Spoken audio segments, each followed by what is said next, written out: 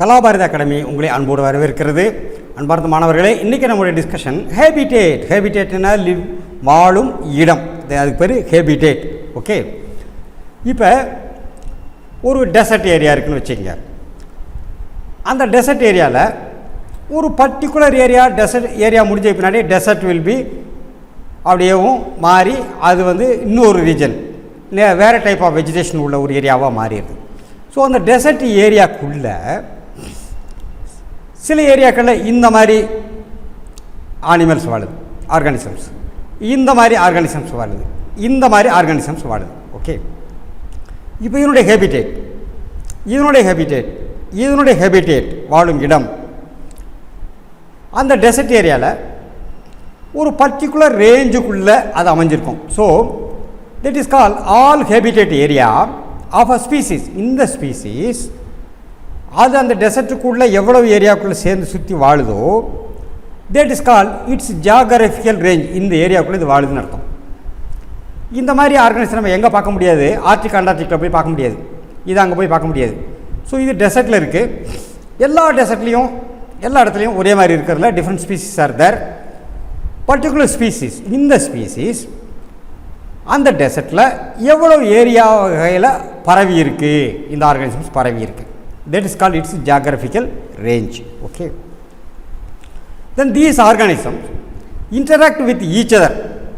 இந்த ஆர்கானிசம் இந்த ஸ்பீசிஸும் இதே ஸ்பீசிஸ்க்குள்ள மற்ற members, that is members of that population, அதுக்குள்ளே இன்ட்ராக்ட் பண்ணுது ஒன்று. அண்ட் இதுவும் கூட இன்ட்ராக்ட் பண்ணும், இதுவும் கூட இன்ட்ராக்ட் பண்ணும். So there is interaction among the population, interaction among the communities. Okay, and interaction with the abiotic components. Okay, and forms trophic levels. Trophic லெவலில் என்ன அர்த்தம் சொன்னால், இந்த இடத்துல ஒரு கிராஸ் இருக்குது, this a primary producer, so it is called level 1. Then comes இதை சாப்பிடக்கூடிய ஹெர்பிவோர் ஒன்று இருக்குது அப்படின்னு வச்சுங்க. அதாவது இலைதலையை மட்டும் சாப்பிடக்கூடியது, வெஜிடேரியன், இதை சாப்பிடுதுன்னு சொன்னால் தட் இஸ் பிரைமரி கன்சியூமர். இது primary producer, that is primary consumer.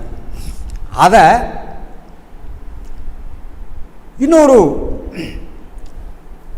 அந்த ஹெர்பிவோரை இன்னொரு கார்னிவோர் சாப்பிடுது, that is next level. So stage 3. அந்த கார்னிவோரை இன்னொரு அனிமல் சாப்பிடுது, that is stage 4 or higher predators. So ஒரு ஆர்கானிசத்தினுடைய பொசிஷன் அதனுடைய ஃபுட் செயினில் எங்கே இருக்குது, தட் மீன்ஸ் அதனுடைய trophic level. Trophy means food or nutrition. அதனுடைய லெவல் இது first producer level 1, then comes herbivores level 2, then comes carnivores level 3, then comes higher carnivores 4, 5 இது வரை போயிட்டே இருக்கலாம். Okay, this call trophic level. Okay, these forms a food chain.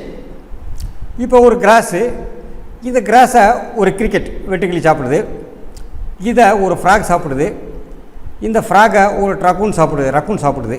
So linear ஸ்டேஜில் it போகுது. So energy from here is transferred to cricket, இங்கே இருக்கக்கூடிய energy is transferred to ஃப்ராகோட energy is transfer to raccoon. This way there is interaction is going on. இப்படி linear ஸ்டேஜில் போச்சுன்னா this is called food chain. But எந்த ஒரு ego சிஸ்டத்துலையும் இது மாதிரி சிம்பிள் லீனியர் செயினில் இருக்கிறது இல்லை. It is all inter connected and that is called food web. For example, weasels is here, இதை mice is here, this is eaten by weasels, that is eaten by hawk, mice also is eaten by hawk, and it is also eaten by raccoon, and grass is eaten by mice, and grass is also eaten by raccoons. So there is interconnection of these linear food chains, that is called food webs. Okay, then இந்த மாதிரி இடங்களில் வாழக்கூடிய ஈகோசிஸ்டத்தில் வாழக்கூடிய organism தன்னைத்தானே, so there is now we have seen that interactions are there among the species, among the communities and with abiotic things. Okay, அந்த இடத்துல தான் வாழ்றதுக்கு தன்னை தகவமைத்துக் கொள்ளுகிறது, that is called adaptation. Okay, இப்போ ஒரு ஜீரோஃபைட்டிக் ஹேபிடேட் மீன்ஸ் இது வந்து ஒரு டெசர்ட் ஏரியா, அங்கே நிறைய ஆர்கானிசம் வாழுது. இப்போ கேமல் அங்கே வாழுது. Camel is able to use water efficiently. ஏன்? அந்த இதில் டெசர்ட்டில் வாட்டர் அதிகமாக இருக்காது. And effectively for evaporative cooling. Body நல்லா எவாப்பரேட் பண்ணிச்சுன்னா பாடி நல்லா கூலாக இருக்கும். அந்த டெம்பரேச்சர், டெசர்ட்டுடைய டெம்பரேச்சர் அது ரொம்ப அதிகமாக தாக்காது. Through their skin and respiratory system. So this is adaptation of the skin and respiratory system for evaporative cooling. Okay. Then comes excrete highly concentrated urine. So water which the animal has taken inside is not sent out as urine in diluted form. It is highly concentrated. So water is conserved. Okay. And it can withstand dehydration up to 25% of the body weight. Dehydration என்ன? உடம்புல இருக்கிற தண்ணீர் சேர்த்து வெளியேறுறது. That is called dehydration. பாடி வெயிட்டில் 25% வெளியேறினா கூட it can stand above. ஆனால் human பீயிங்ஸ்லாம் அப்படி கிடையாது. Okay, this is also one type of adaptation. Hooves and hump, அதனுடைய கால் குழம்பு மண்ணுக்குள்ளே ஆழமாக புதஞ்சிடாமல் அளவுக்கு வடிவாக அமைக்கப்பட்டிருக்கிறது. அண்ட் ஹம்ப், அதனுடைய hump, it contains much fat. Okay, it is all suitable adaptations for survival in this dry sandy environment. So this is the adaptation for the dry sandy environment. Okay, how the camel adapted to life in the desert? Fat is stored in the hump, so there is a energy reserve. Okay, அதனுடைய கேமலுடைய hair thick fur and under wool. இது it is warmth at night. டெசர்ட்டில் பயங்கர cool ஆகிடும் நைட்டில். So it gives warmth at night and insulation against sun in the day டயத்தில் சன்ரைஸை உள்ள பாடிக்குள்ளே penetrate பண்ணாமல் இது கொஞ்சம் இன்சுலேஷன் மாதிரி கொடுக்குது. This is also an adaptation. Then concentrated urine retains as much as water as possible. எல்லா வாட்டரையும் வெளியேற்றுறது இல்லை. Okay, broad flat feathery pads and hooves to spread out weight and stand. இந்த இடத்துல பார்த்தீங்கன்னா ப்ராட் தட்டையா, லெதரி பேட்ஸ், இங்கே நல்ல bad மாதிரி அமைஞ்சிருக்கு. ஸோ மண்ணுக்குள்ளே கொஞ்சம் அவ்வளோ ஈஸி கிடையாது. என்ன வெயிட் தாங்க முடியும்.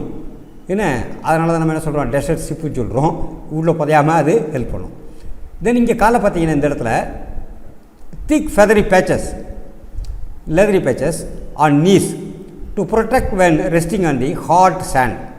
இந்த ஹாட் சேண்டில் அது படுத்துறது ரெஸ்ட் பண்ண வேண்டிய ஸ்டேஜ் வந்தால் அப்போ இந்த மாதிரி இருக்கக்கூடிய திக் லெதரி பேச்சஸ் என்ன செய்யுது, அங்கங்கே பேச்சாக திக்காக தோல் தடிமனாக இருக்குது. அது வந்து தோலில் காயம் ஏற்படாமல் பாதுகாக்குது.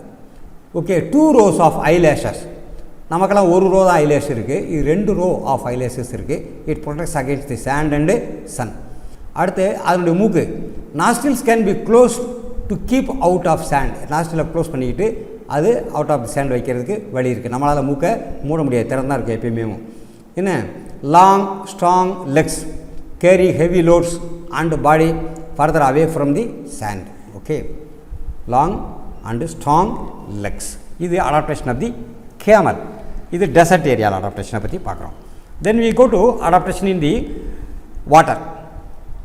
Aquatic media, that is hydro organism, hydrophytes அல்லது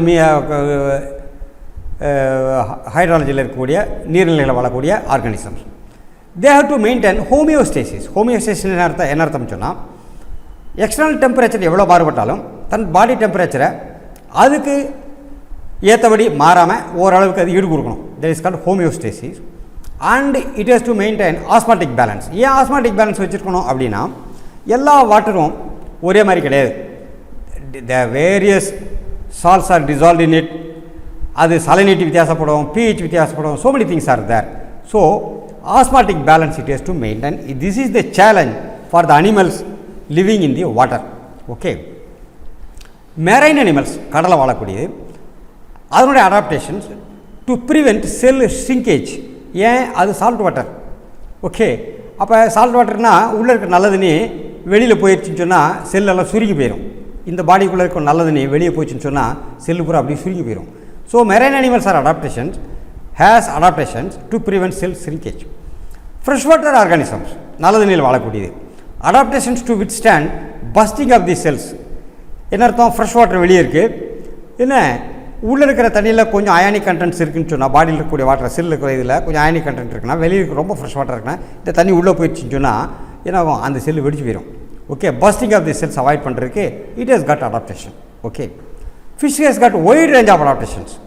okay, fins for locomotion, streamlined body, aerodynamic body for swimming, lateral line system for sensory area, gills for respiration, air sacs மிதக்கிறதுக்கு ஃப்ளாட்டேஷனுக்கு பயோனன்சிக்கு ஹெல்ப் பண்ணுது air sacs, and kidneys excretion.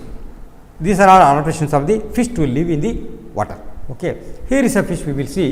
This is a freshwater fish. Okay, freshwater fish என்ன ஆகுதுன்னு பார்த்தீங்கன்னா diffusion through skin நடக்குது. என்னென்ன போகுது?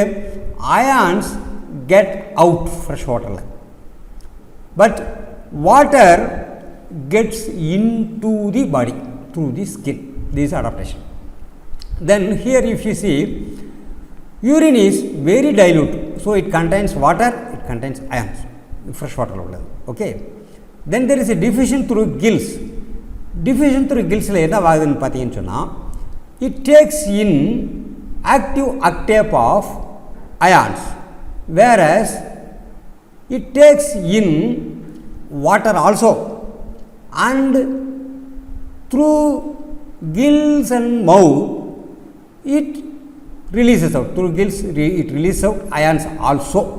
Okay, these are all the adaptations of freshwater fish. If you go to marine, கடலில் உப்பு தண்ணியில் போனீங்கன்னு சொன்னால், it is just opposite. Here ions are left out, here ions are taken in. Here water is taken in, here water is given out. Here it is dilute urine, here it is concentrated urine. Urine is concentrated, it contains more ions and less water. Okay, diffusion through gills. Here ions are taken in, here ions are given out. Both the things are there, ions taking in and given out, both the things are there. Here water is taken in, here water is given out.